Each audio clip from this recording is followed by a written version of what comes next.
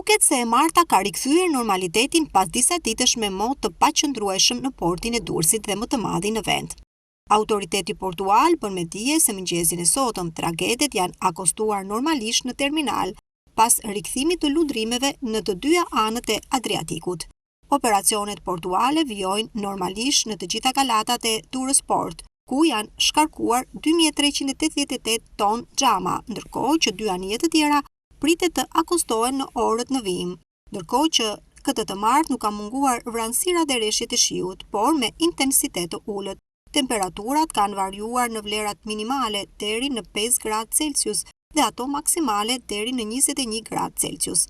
Era nga kuartrati i jugut ka qenë me shpejtësi 10 deri në 12 metër për sekond për gjatë vijës bregdetare, e Lugina pritet të fitojë shpejtësinë deri në 25 metër për sekond. Vallëzimi në det ka qenë 5 deri në 6 ball.